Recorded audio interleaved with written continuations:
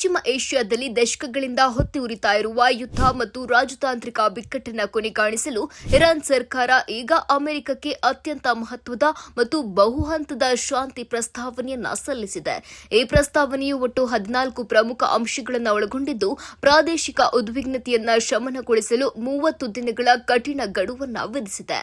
America ಈ ಹಿಂದೆ ಪ್ರಸ್ತಾಪಿಸಿದ 2 ತಿಂಗಳ ಸುದೀರ್ಘ ಕದನ ವಿರಾಮದ ಅವಧಿಯನ್ನ ತಿರಸ್ಕರಿಸಿರುವ ಇರಾನ್ ಕೇವಲ 1 ತಿಂಗಳ ಅವಧಿಯಲ್ಲಿ ಎಲ್ಲಾ ವಿವಾದಾತ್ಮಕ ಅಂಶಗಳಿಗೆ ಪರಿಹಾರ ಕಂಡುಕೊಳ್ಳಬೇಕು ಎಂಬ ಷರತ್ತನ್ನ ವಿಧಿಸುವ ಮೂಲಕ ಜಾಗತಿಕ ವಲಯದಲ್ಲಿ ಹೊಸ ಸಂಚಲನ ಮೂಡಿಸಿದೆ. ಈ ರಾಜತಾಂತ್ರಿಕ ಪ್ರಸ್ತಾವನೆಯು ಕೇವಲ ಇರಾನ್ ಮತ್ತು ಅಮೆರಿಕದ ನಡುವಿನ ವ್ಯವಹಾರಕ್ಕೆ ಸೀಮಿತವಾಗಿಲ್ಲದೆ ಲೆಬನಾನ್ ಮತ್ತು ಗಾಜಾ ಪಟ್ಟಿಯಲ್ಲಿ ನಡೆಯುತ್ತಿರುವ ಸಂಘರ್ಷಗಳನ್ನು ಒಳಗೊಂಡಿದೆ.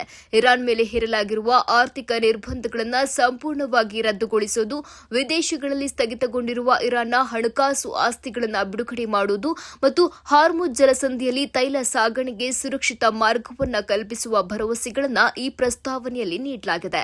ಜೊತೆಗೆ ಇರಾನ್ ಸುತ್ತಮುತ್ತಲಿನ ಸಮುದ್ರ ಮತ್ತು ಭೂಪ್ರದೇಶಗಳಿಂದ ಅಮೆರಿಕ ತನ್ನ ಸೇನಾ ಪಡೆಗಳನ್ನು ಹಿಂತೆಗೆದುಕೊಳ್ಳಬೇಕು ಎಂಬ ಕಠಿಣ ಬೇಡಿಕೆಯನ್ನು ಮುಂದಿಡಲಾಗಿದೆ. ಆದರೆ ಈ ಪ್ರಸ್ತಾವನೆಗೆ ಅಮೆರಿಕ ಅಧ್ಯಕ್ಷ ಡೊನಾಲ್ಡ್ ಟ್ರಂಪ್ ತೀವ್ರ ಪ್ರತಿಕ್ರಿಯೆ ನೀಡಿದ್ದು, ಇರಾನ್ನ ಇತ್ತೀಚಿನ ನಡೆಗಳು ತೃಪ್ತಿಕರವಾಗಿಲ್ಲ ಎಂದು ಅಭಿಪ್ರಾಯಪಟ್ಟಿದ್ದಾರೆ.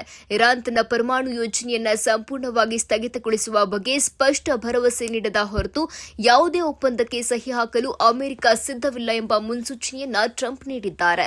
ಪಾಕಿಸ್ತಾನದ ಮಧ್ಯಸ್ಥಿಕೆಯ ಮೂಲಕ ರಚನೆಯಾಗಿರುವ ಈ 14 ಅಂಶಗಳ ಪ್ರಸ್ತಾವನೆಯು ಪಶ್ಚಿಮ ಏಷ್ಯಾದಲ್ಲಿ ಶಾಂತಿಯ ಹಾದಿಯನ್ನು ಸುಗಮಗೊಳಿಸುತ್ತದೆಯೇ ಅಥವಾ ಅಮೆರಿಕದ ಹಠಮಾರಿ ಧೋರಣೆಯಿಂದ ಸಂಘರ್ಷ ಮತ್ತಷ್ಟು ತೀವ್ರಗೊಳ್ಳುತ್ತಿದೆಯೇ ಎಂಬುದನ್ನು ಮುಂದಿನ 30 ದಿನಗಳಲ್ಲಿ ನಿರ್ಧಾರವಾಗಲಿದೆ.